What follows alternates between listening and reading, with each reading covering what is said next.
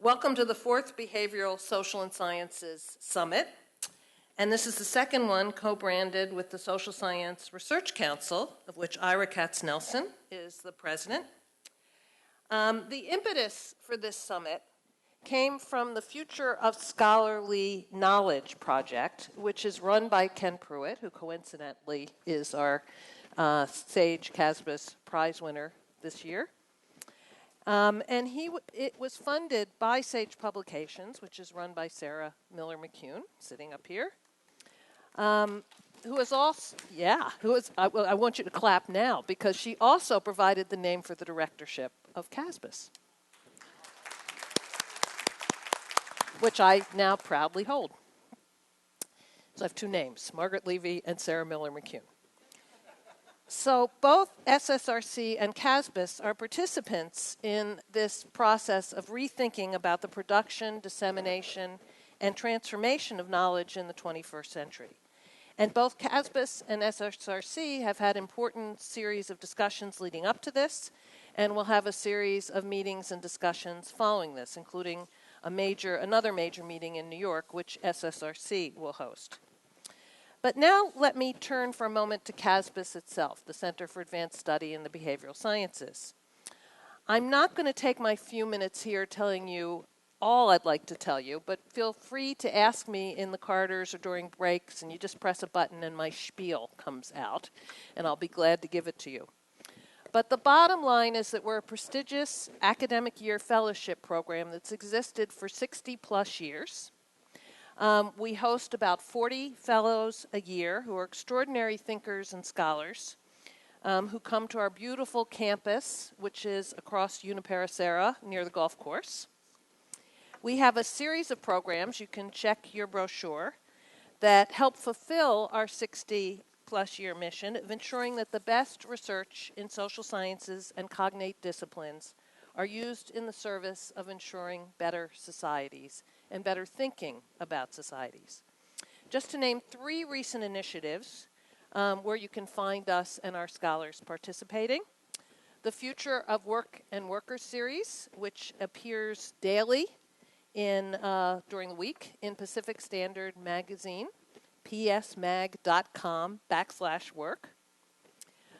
We have a series of collaborations with Long Now at their interval bar and space. So keep an eye out for when there will be events there. We had one this week, which was spectacular. And we have an ongoing and new collaboration with Parleo.com, and I'll just let you look them up. Wael Gonim, who is one of the founders of Parleo.com, will be here later today, and you might check things out with him. Before turning to our first keynote speaker, let me also thank our sponsors who helped to make this day possible. Sage Publications, Hewlett Foundation, Luce Foundation, the Dean of the Research School at Stanford, and I also want to thank our media partner, which won't surprise you, is Pacific Standard Magazine. Now let me turn to Tim O'Reilly, who we're very lucky to have here today. I feel a little foolish even attempting an intro, given how well-known Tim O'Reilly already is. But let me elaborate a little on the bio that you can find in your program. I'm not going to repeat the bio. You can read that. We have a literate group here. But let me say a few additional things. Tim was famously dubbed the Oracle of Silicon Valley by Inc. magazine in 2010 for his ability to see around corners regarding almost every important technology development. He's, quote, the guy who will tell you what smart people will be talking about 5 years from now. In 2012, Wired magazine noted that his ability to quickly identify nascent trends is unparalleled. As an interesting side note, this famous tech guy graduated cum laude with a degree in classics from Harvard. There is considerable overlap between Tim's interest and those of CASBS and SSRC. Tim uses his platform, which is considerably, I think you have 2 million Twitter followers, something like that, to address broad societal concerns and then to advocate for solutions. A recurring mantra of his is that entrepreneurs and companies should create more value than they capture, engage in creative destruction and innovation with a true sense of mission in order to help make the world a better place. That's from the Huffington Post.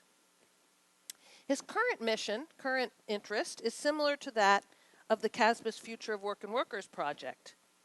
How, as a result of a lot of disruption, the very nature of work can change. In the next economy, what will we dignify as work? What will we derive satisfaction from? I am delighted that Tim is participating in our summit this week, and I look forward to joining his conference next week on the WTF economy. WTF stands for what's the future? But you've already gotten the intentional double meaning. And WTF in knowledge is what concerns us today. Tim? Thank you very much. Sure. First off, in response to that introduction, I should say my reputation exceeds me, so don't get your hopes up too high. So, since the theme of today's meeting is knowledge, I thought I would talk about knowledge in the age of Siri, Uber, and HoloLens, with a subtitle of "We've got this whole unicorn thing wrong," because I think the real unicorn is not what people in Silicon Valley think it is. And I'm going to talk a little bit about that. But I want to start with a conversation I had 4 or 5 years ago. It was a dinner with Reid Hoffman and Senator Sheldon Whitehouse from Rhode Island. And in the course of the dinner, I made the comment that we needed a Moore's Law for healthcare. And Senator Whitehouse said, "What's Moore's Law?" And I won't comment on that. But I will comment on Reid's response, which I thought was perfect. He said, "You must understand, Senator, that in Washington you think that every year things are going to cost more and do less. Whereas in Silicon Valley, we understand that every year our products have to do more and cost less." I meant the other way around. In Washington, cost more and do less, yes.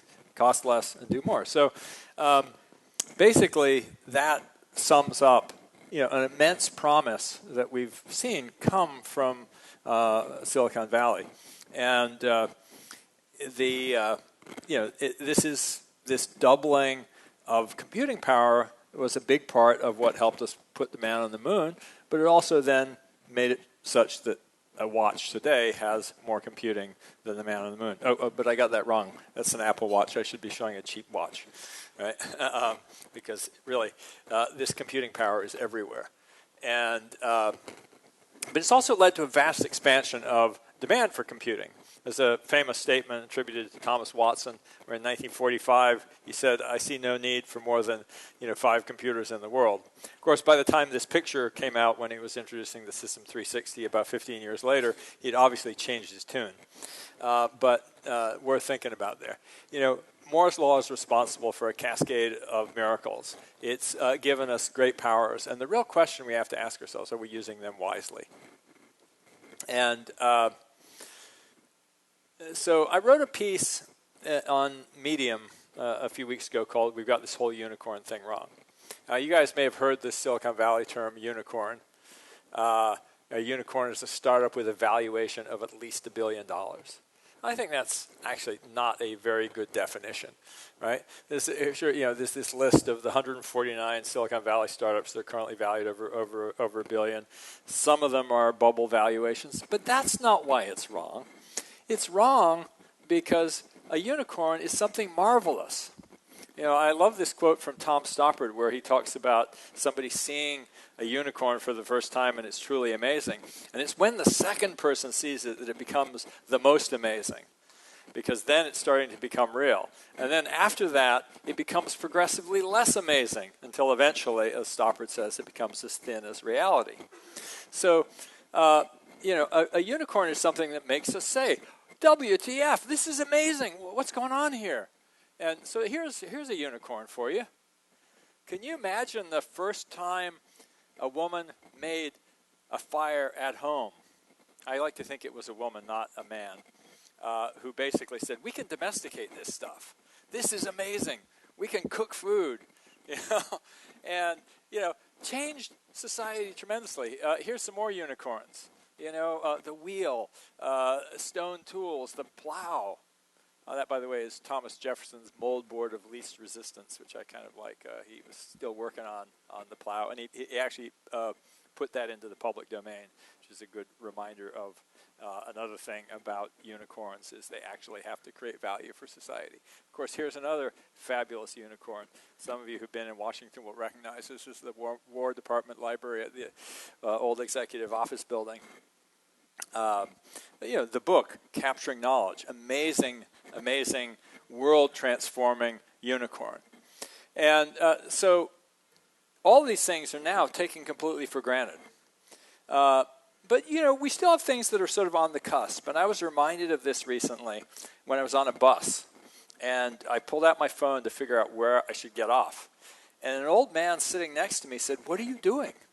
Because he looked over my shoulder, and I said, "See that little blue dot? It follows along where we are, and it shows me where we are on the route, and I know where I want to get off." And he was just bug-eyed. And then the old man on the other side got all excited and pulled out his phone, and I got off, and he was, you know, watched the two of them as they were showing to each other. You know, this was once marvelous 10 years ago. Can you even go back to that memory of, you know, first having Google Maps on your phone and watching the blue dot follow you around? You know, particularly when you're walking, it was, you know, really remarkable. You're kind of getting these directions, you know, and of course it's now as thin as reality. And so there's sort of this infrastructure of unicorns. You know, when the U.S. government put up the first GPS satellites, it was originally, you know, a military thing, and they made a policy decision, super important, to put it into civilian, to open it up for civilian use. And you think about all of the cascading things that have happened from that, you know, navigation systems, but then the next layer up of services like the on-demand economy, which are sort of second-order effects of this sort of government program. I'm bringing that up just to remind you that government does do some innovation here. But it also tells us something about the continual cascading evolution of knowledge. We build on knowledge. We build on what we learn from each other, and each step takes us further. And so, anyway, so this to the unicorn point, what makes a real unicorn? It is amazing. It changes the way the world works, and it changes the way that we actually are as people. And then finally, it has enormous impact, and it has much bigger impact than on just the venture capitalists and the entrepreneurs. And so we have to think bigger. So there's a great quote from Michael Schrage, who wrote a book a few years ago called "Who Do You Want Your Customers to Become?" And in it, he talks about how really great innovations actually change their customers. You know, when Henry Ford, you know, introduced the assembly line, he didn't just change the way we, you know, that manufacturing happened with the assembly line. He actually changed our entire society. You know, and there were a lot of things very intentionally that he did. You know, he said, "Oh, I have to pay my workers more so that they can afford to buy my product. Oh, I have to give them time off so they can use my product." You know, invented the weekend so that people would take drives in the country. You know, you start thinking about all the cascading changes that came. People changed as a result of that.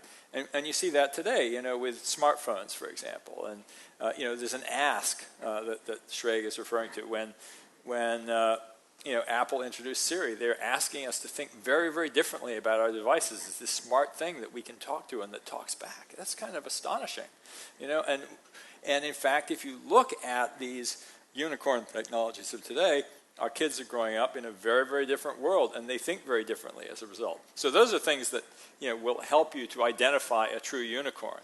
You know, it's amazing when you first see it.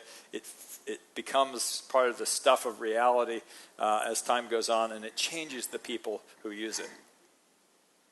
So I want to just kind of highlight a few features of some 21st century unicorns that are slowly starting to fade into the ordinary. First off, the World Wide Web. You know, I'm putting up here, you know, the web page. Just imagine, you know, some of us remember the coming of the World Wide Web. And you know, I was one of the early advocates. There were only a couple hundred websites when I first sort of started pushing it, and we were showing it at a conference in 1993. And I still remember people just being amazed. They didn't believe it. And we've forgotten that now. We take it for granted, but it was truly amazing. People had seen CD-ROM-based, hypertext, but when you first clicked on something, you said, that just brought a document from Hawaii. They would say, no, that didn't happen. They just, the internet was not really that widespread yet, and it seemed utterly astonishing. And now, of course, it's the fabric of reality. It changes to people who believe that we should be able to find anything, anytime. We can ask Google virtually any question and hope to get a reasonable answer. I think about YouTube, this amazing thing where people are uploading videos. There's countless how-to videos. There's so many things. Like I chose this particular example because some years ago I was in Sicily and had this amazing fish baked in salt. And I went, how do I make that? And sure enough, there's a recipe on YouTube, a little 5-minute video. I made it successfully at home, and I've made it many times since. That amazing new access to knowledge. Wikipedia, again, one of those destination sites. But, you think about how something happens. This is an old slide that I've used because it's so remarkable. You think about that earthquake in Japan in 2012. This is the first Wikipedia entry. There's revision history, so you can kind of go back and see that first entry. It was just like an earthquake occurred. And then you can kind of watch, you can actually animate Wikipedia entries, and you can watch how it evolved as thousands of people contributed to update that entry. Together, sort of, I think it was probably 5,000 or 6,000 people actually contributed to it until it eventually became this full-featured encyclopedia entry. It's basically this amazing affordance for people to collaborate in knowledge creation, as well as this amazing tool for people to find out about things. So this notion that the knowledge-sharing systems are real-time is super important because when you look at something like Twitter, a few days ago, I don't really follow the World Series. I discovered that it was happening because it was on Twitter. But let's leave that aside. I saw my friends enjoying it. I understood that it was going into extra innings. This was, just sort of ambient awareness. Now, sure, you had some of that from the radio, but here is sort of like this shared consciousness channel. And, when something important happens, it flashes around the world immediately. When something like an earthquake happens, it is typically reported on Twitter before it's reported in any other media. And that, in some sense, is a kind of real-time collective consciousness. And this sort of real-time collective consciousness really shows up now increasingly in real-time mapping. This is a series of slides, from my commute from Oakland into San Francisco, going to Code for America in the morning. And some days it says, oh, there's bad traffic, there's an alternate route. When traffic is in a different pattern, it'll say, no, you got to just suffer. And so on. There's various kind of options that it gives me because it has real-time knowledge of traffic. My wife actually had an even more remarkable experience in Texas when she was visiting her grandparents. They just moved, and she's getting on the freeway, and it says, get off in 7 miles, and then suddenly it says, get off at the next exit. And she's like, it told me 7 miles, and now it's saying next exit. She gets off the next exit, sees a whole train of cars, and as she's going down the exit ramp, she sees there's an accident up ahead. So this is, a result of a system called Waze, which Google acquired, which really is bringing real-time traffic into these navigation systems. And so again, there's this consciousness, this knowledge that is actually becoming accessible to all of us, that is created by all of us. It's often implicit knowledge. We're not even thinking we're contributing, but our car is driving along. The GPS, that's the other side of that blue dot, being reported back up, millions of times, and Google inferring the patterns, and then increasingly going, okay, there's something happening right now. So, in some ways you can say we are building a global brain, and we're part of it. That's actually a network routing map of the internet. It looks actually remarkably like pictures of synapses in the brain. And we're increasingly adding more and more sensors, things like GPS, but also cameras. There's really interesting stories of people actually being able to research the effect of global warming by looking at online photos in Flickr and the dates of them and going, okay, spring is getting earlier. Amazing kinds of things you can do with this collection of statistical knowledge. There's also this great quote from Danny Hillis, who once, actually this was relayed to me by Jeff Bezos, who'd heard it from him, where Danny said, global consciousness is that thing responsible for deciding that pots containing decaffeinated coffee should be orange. Think about it. Somehow that became, it was actually, I think, originally Sanka's brand color, but it became a standard in large parts of the world. And you think about how memes spread. And that's always been the case. I mean, they've spread through, books, through, print media, they've spread through television and radio. But the speed with which memes spread is very, very different. You'll see memes kind of flash up and go away. Like Occupy Wall Street. I remember when that happened. It sort of all of a sudden it was everywhere, then it went away. Hashtags on Twitter are kind of like a small version of this.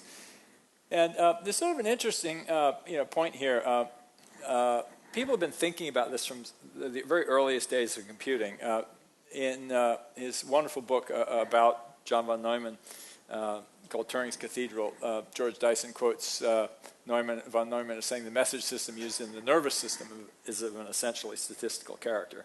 And he goes on to really talk about the notion of frequency pulse coding as an alternate way of thinking about computing.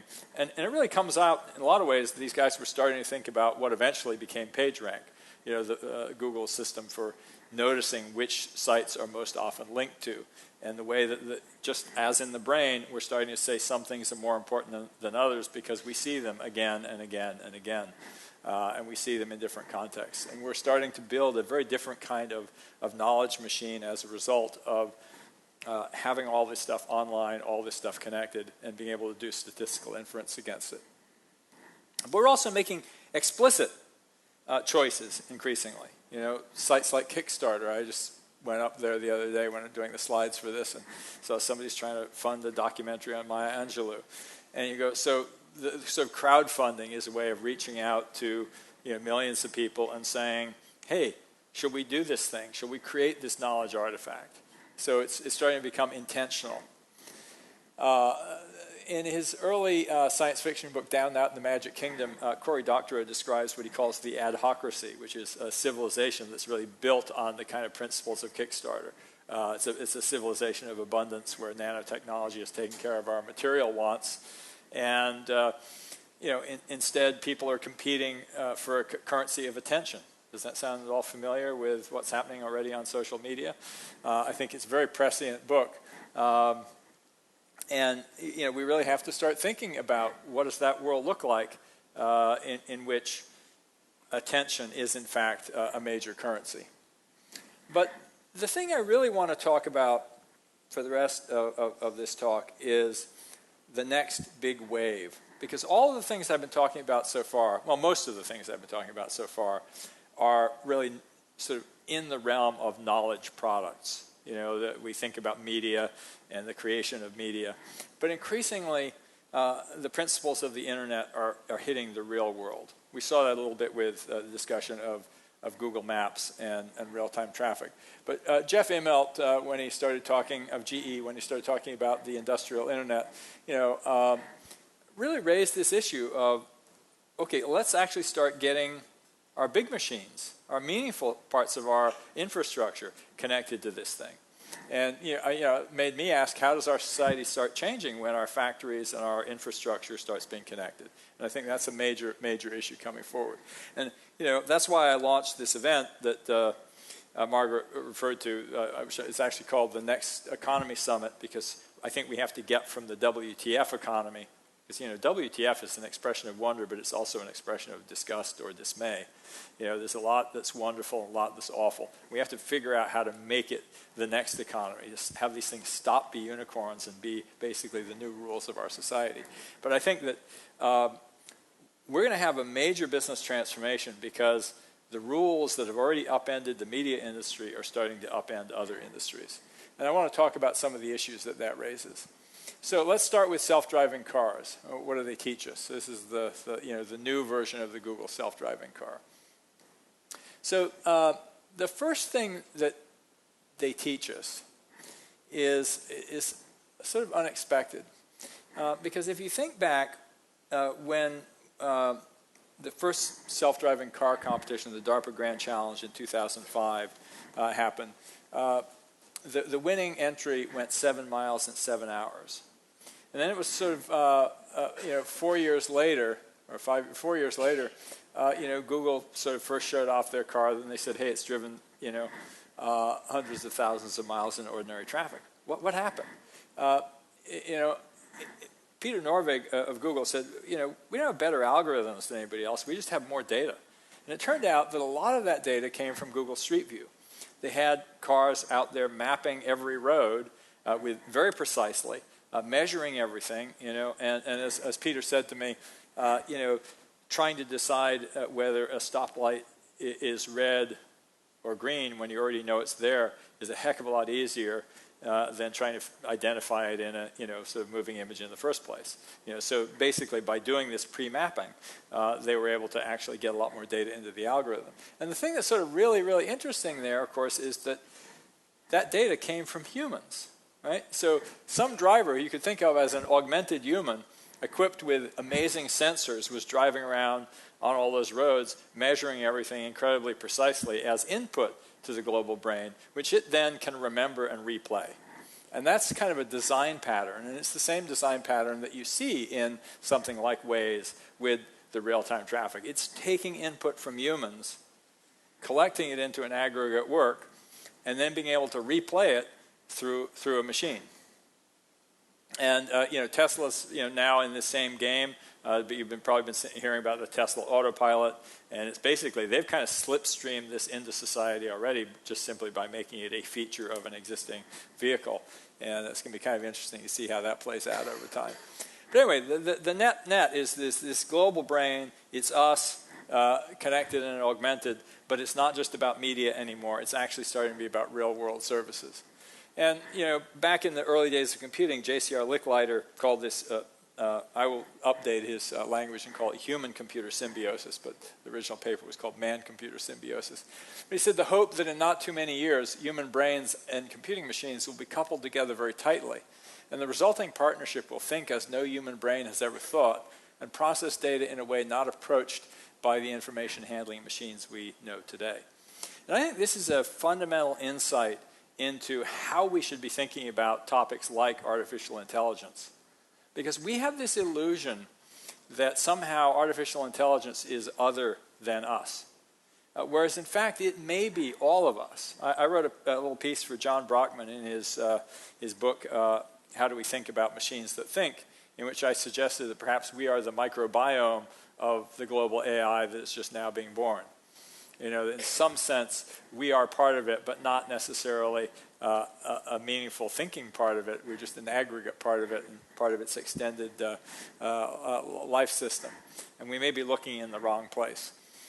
But anyway, so back to this sort of notion of unicorns and thinking about what do we actually learn and about from the unicorns that we can apply to the kinds of products that we build.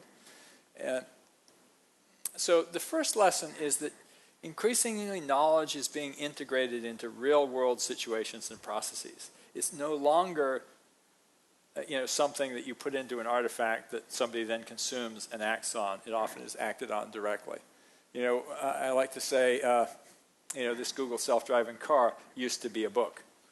You kind of would produce an artifact that had the information, the person would consume it and act on it, and now the device can act on it without actually the human even bothering to consume. And there's an intermediate step that I think a lot of us in the knowledge business are concerned with. Well, we're going to take that digital knowledge and we're going to put it into a digital artifact, and that may be great. You think about Google Maps on the phone, you consume it, in the same way you would consume a paper map, but it's infinitely scalable. It has everything. It has additional layers, like you can actually get directions from one point to another generated automatically. You don't have to send it off to AAA to get a triptych. You make it on the fly. There's all these neat features, but ultimately, if you look at the arc of data, it is towards it disappearing into products and services. And so, if you think about that, with something like Uber, you're actually saying, okay, this used to be a map and directions, and now it's effectively a service. And how many people here have not ever taken a Lyft or an Uber? Okay, a few people. You should try it. But, and you think about this, it really is an information product. When you use it, first of all, there's that information that makes it possible for the driver to find you, for the driver to find your destination. But there's also tracking. If you ever get the receipt that Uber shows, it shows the route that you took. And if you don't think after the fact that it was the right route or the best route, you can complain. They tell you how long it took, exactly where you went, and lets you rate the driver. So there's sort of the whole collective intelligence aspect there. So there's a lot of different information elements there. And of course, you don't have to pay because your information is already embedded in the application, your payment information. So you just get in, get out. You're done. So knowledge embedded into applications and devices. Next step, I think the agents like Siri and Google Now are really game-changing. When you can talk to a device, it absolutely changes the game. And I think these things are getting better and better. I think it will be the norm for next generation just to talk to the device. And it also means that you can you can give instructions in some sense to the computer. I had a really good example recently where I said, okay, Google, now remind me to get currants next time I'm at Whole Foods. That's all I have to say. And Google says, okay, I know what Whole Foods is. I know where Whole Foods is. And next time I was at Whole Foods, up popped an alert on my phone saying, remember to get currants. So think about that. That's a totally different approach to thinking about knowledge products, and it requires, of course, a whole infrastructure. There's an infrastructure of unicorns there that is part of the fabric of our coming society. Parking, same thing. You can kind of have Google remember where you left your car. So they're magical experiences, unicorn experiences. They bring knowledge right to the point where you need it. And that really is the key question to me with knowledge. How do we use the capabilities of our devices to build better human experiences? And there was a great quote from Aaron Levy, the founder of Box, where he said Uber is a $3.5 billion, I think it's now, $60-some billion lesson in building for how the world should work instead of optimizing for how the world does work. There's a real opportunity to use these tools to reinvent how we do things, not just to do sort of a warmed-over digital version of something from the analog world. So, second lesson, I've already talked about this. These are systems made up of computers and humans working together. But when I was talking about it earlier, I was talking about it on a statistical basis. But realistically, when you think about a service like Uber or Lyft, this is a system, an application, that literally has humans as part of the application. I mean, they are literally inside that application system.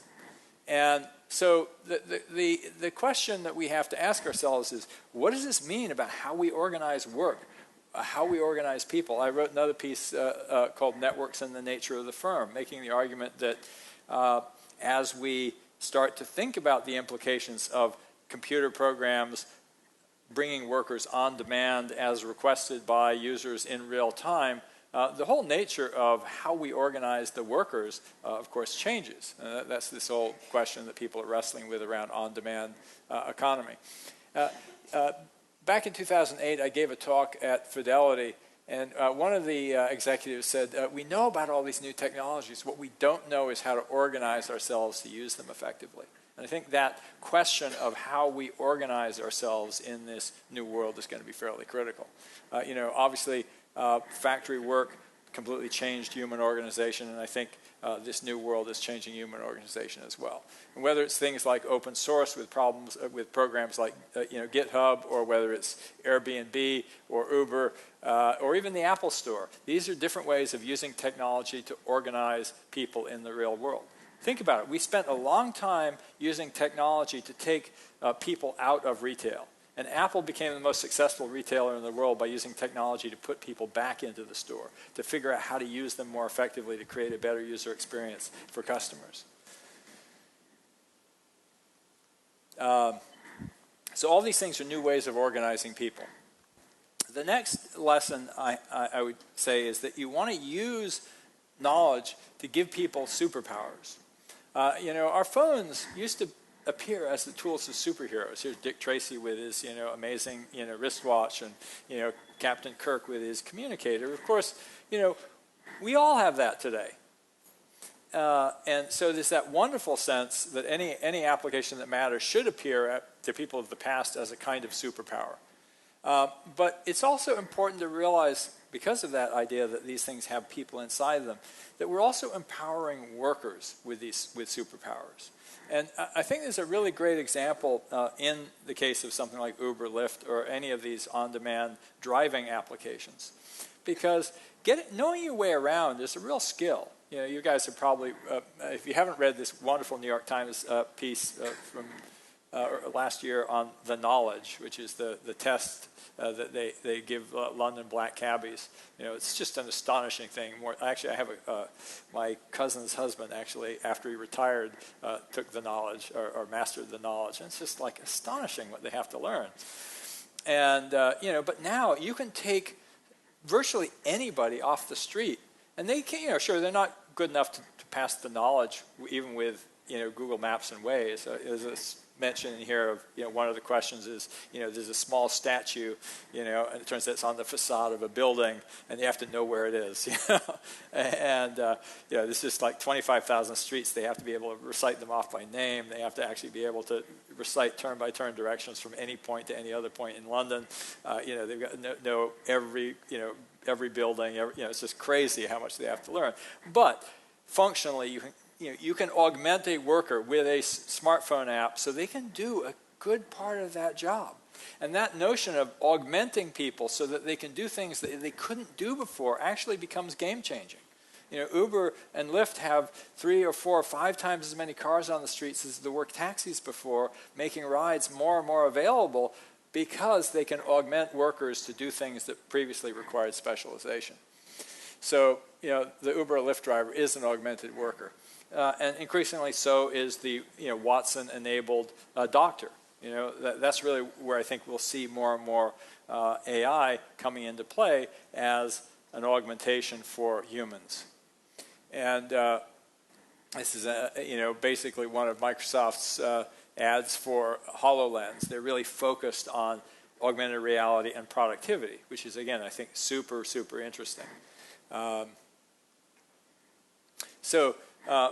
I think the thing I want to just put on the table is, in this experience economy of the future, we actually have to have great experiences for workers, not just for consumers. And that's another piece that I wrote called Workers in a World of Continuous Partial Employment, and kind of mocked up an image there contrasting Lyft with Walmart. Because it turns out a lot of people are very critical of the on-demand economy, saying, well, these are not good jobs, they don't have any other protections or benefits, et cetera, et cetera. These people should be employees, and as if that would solve everything. Because when you dig in and you think, well, what is actually the alternative? It's, yes, you are a W-2 worker and you have a few, not very useful protections. But it turns out that your schedule is managed algorithmically by a program that makes sure that you don't get more than 29 hours a week, so you don't have to be paid health benefits. That schedules you for the convenience of the employer, not for your own convenience. And it's a pretty grim life, right? And there's a lot that we have to really tackle there, because the old model doesn't work. And yes, on the other side, you have a marketplace algorithm that says, we need workers. We'll pay you more if you show up now, because we need more of you right now. And you go, actually, that's actually a better way to marshal people with computing than tightly scheduling them and monitoring them and making sure that they do exactly what you say. And so I think there's a big challenge of figuring out on this front of how do we organize people using information, using algorithms. There's a lot to work out. But at the same time, there's a lot of pain coming. There's a recent article in the Atlantic called In Praise of Short-Term Thinking, which really made the point that, yes, looking at the long arc of history, you see that in past revolutions, the Industrial Revolution and so on, there's been displacement, but in the long run, everyone became wealthier. But you got to actually pay attention to the short term as well, because there are people who are going to be displaced, who are going to be hurting, and we can't ignore that. A lot of people who are focused on these changes are focused on things like business disruption. IBM just put out this report, basically talking about the Uber effect. A competitor coming out of nowhere, with a completely different business model. It used to be called the Amazon effect, but this is going to affect everybody in trucking and in delivery of all kinds, in logistics, and so they're thinking about it from that business perspective. I was part of the Markle Rework America initiative, looking at the impact of all these technologies on jobs and how do we preserve kind of middle-class jobs. A lot of good thinking there. Roosevelt Institute, really interesting report recently called Rewriting the Rules, about some of the fundamental rules that shape our market economy that we take for granted as if they're laws of nature, when in fact they're things that we've basically built into the system that favor some people rather than others. But my own, policy recommendation is that we have to stop thinking about jobs. We have to start thinking about work, because in the end, it's what we are trying to do that creates jobs. And I have this quote that I've used the last 6-7 years. It's actually a bastardized sort of abridgment of a Rilke poem called "The Man Watching." And it's basically about Jacob wrestling with the angel, and that's a wonderful Delacroix painting of that subject. And it basically says, what we fight with is so small, and when we win, it makes us small. This is how we grow, by being defeated decisively by constantly greater beings. And I love that sentiment, because we have to try things that are hard. And when all we care about is sort of preserving, what we had, rather than tackling big problems, we're in trouble. I just read a great article this morning from, it was on Medium, a woman comparing Amazon and the federal government, talking about how, look, Amazon is running a deficit. They're continually pulling in capital, running a deficit so they can grow, deliver new services. Why aren't we doing hard things that need doing and putting our money towards that?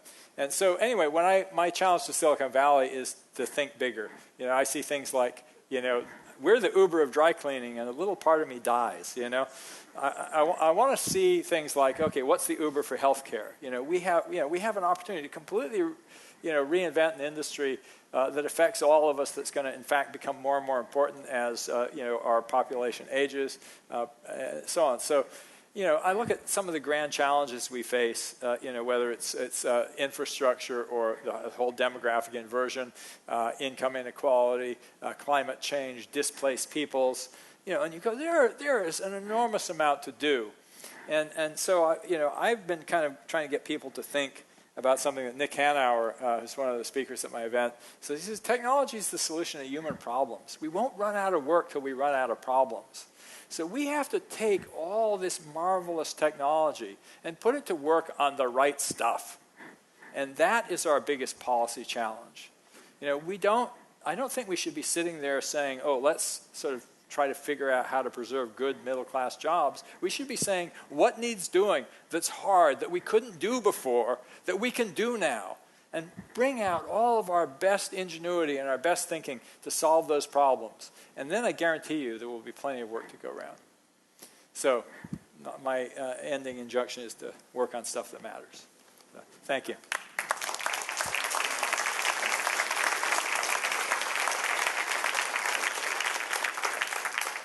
So I think we have a little time for Q&A. Is that right?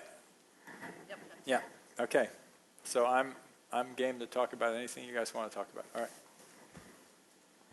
Do we need a mic, or are we just going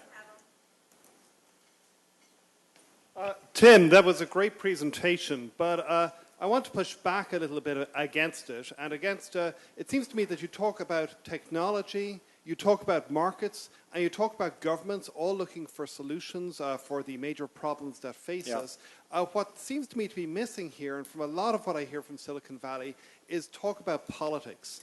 And here, if you think, for example, so you mentioned Corey's great book, which talks about adhocracy. His new book, which is coming out next year, is all about how adhocracy doesn't work and how effectively you need political struggle to get things done. Yeah. And so one of my questions is, so when you, for example, you talk about the ways in which the alternatives of Uber and Walmart, so that maybe Walmart is not that great because they have these algorithms which are designed basically to game the regulations. Uber, obviously there's a big fight going on at the moment in California. All of these are questions where you see a big imbalance in the power of some actors vis-a-vis other actors, so whether it be Walmart, whether it be Uber. From one perspective, these are two different aspects of the same kind of problem.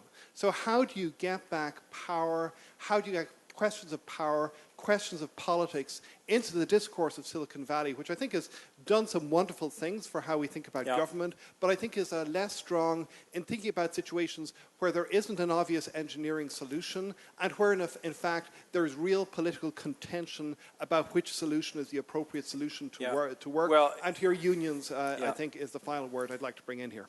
Yeah.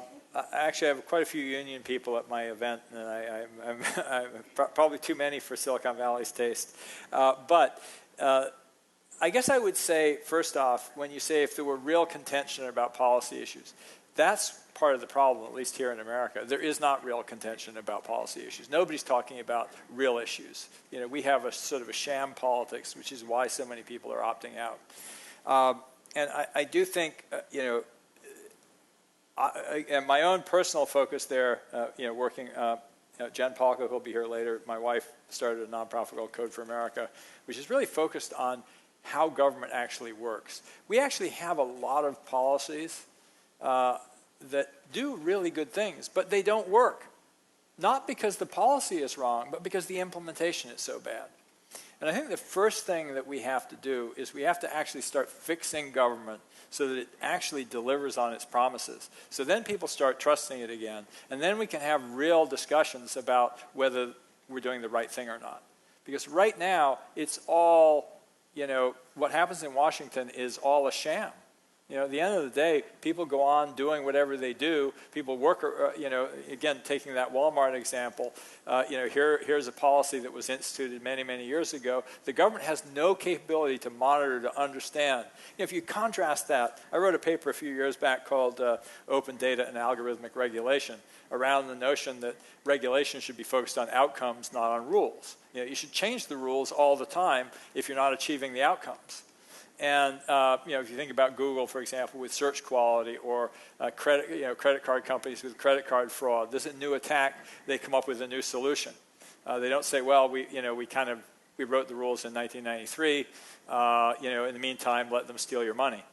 We really have to actually get government to a point where it actually is able to act more like, in my opinion, more like Silicon Valley, so that it can actually implement the policies we already have. And then we can start getting back to debate about, is that the right policy, rather than just sort of finger pointing because we spent all the money and we didn't get anything for it. Which is, I think, what has become the focus of our politics is oh, well, government doesn't work, we're spending, drown it in the bathtub. Whereas, in fact, if it was doing what it was supposed to, we would probably have a much better discussion. Over here. Game changer. I think if you would look at the evolution of energy, you would see a whole series of game changers, and one on the horizon is unlimited clean power from fusion. And I'd like to hear your comments about how that might be a game changer. One could actually make a scenario that suggests that will not actually save the environment, but will actually destroy the environment, because it will allow technology to blossom everywhere and get rid of everything. Yeah, well, first off, I mean, I think we're, I would love it to have that if we had that problem. I think we're still a ways off from, workable, fusion. So that's been receding for, decades, so it's always off in the future. And again, there are, I still have hope that there will be some great energy breakthrough, but I think at the moment we have to work with the energy sources that we have. And again, I think it's great. There's also some interesting things in other forms of traditional, fission reactors that could be much more efficient and safer. But yes, we should explore all these things. But I'm not holding out hope for a magic bullet. The real question was, is that a panacea or is that actually a curse? I think every solution is a new problem, and we just have to get used to that, live with it. We there's always unintended consequences. Yeah, somewhere over, I guess over on this side of the room, it's making trouble. You guys, whatever, you should just use a swarming algorithm. Whoever's the closest to get to, that way we'll get more time. Just 2 or 3 things that you would do to change our educational system to create an educational system in this country that can act effectively on the new knowledge that's occurring? Yeah, I think. You can actually judge by what I do. My stepdaughter goes to a maker school, where it's all project-based. I think we should have a lot more project-based education where if you think how much knowledge is now available on demand, the very best thing you can do is give kids challenging projects where they go, oh, I need to figure out how to do this, and summon the knowledge that they need. These kids are learning things, and they go, oh, wait, we need this math. They watch a Khan Academy video. They learn how to do the math they needed to calculate how to do the project. I think that's one of the first things I would do. I think that the inverted education model is a really good one, where the homework should be the lectures, not the work afterwards as you work together in class. I think, if you see what we do in universities typically, I remember going to Cambridge University and walking around the computer science lab, and it's the professor leaning over people's shoulder looking at their projects and giving them feedback and helping them. And, they get the lectures on video. It's like, it's sort of like a little backwards the way we do it in our schools. And then I think also I think my third policy recommendation would be we actually really, really need to make sure that we have consistent funding for every district. Right now you have so much better schooling in rich districts, and I think we really need to make sure that everybody gets the same level of funding. Hi, I believe in human ingenuity to get through the problems of displacement that we may face in the short term.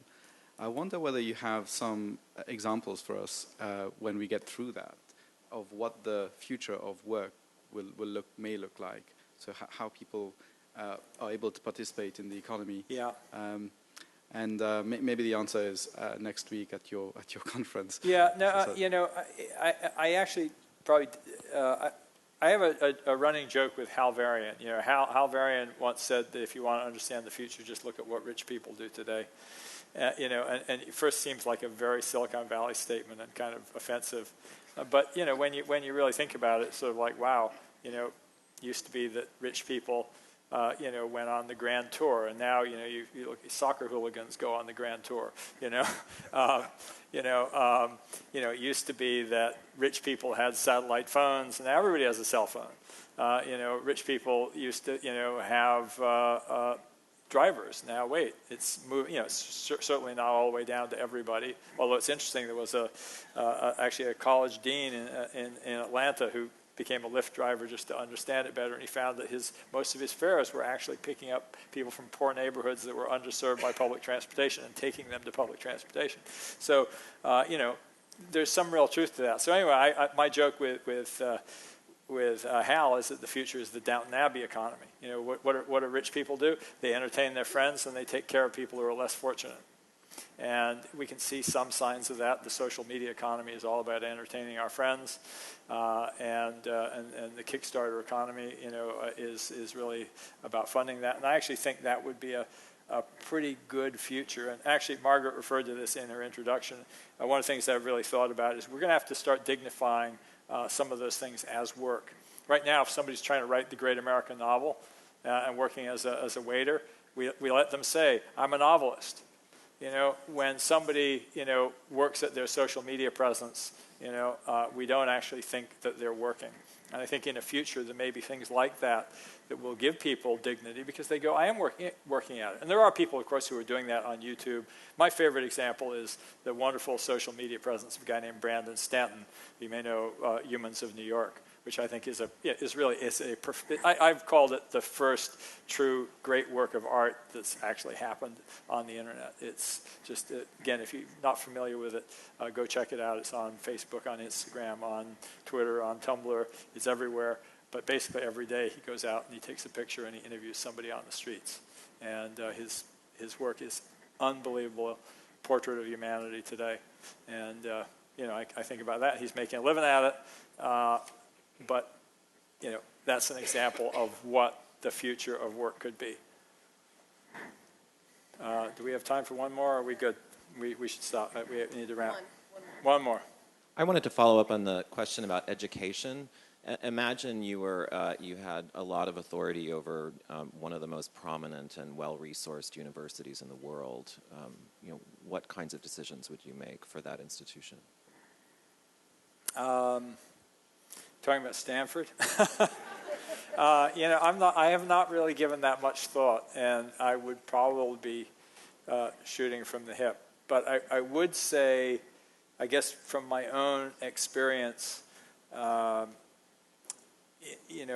teaching people to do things is more important than teaching people to know things, and because if you're trying to do things, you will attract knowledge. And I think Stanford actually does a pretty good job of that. But I'm not sure other places do.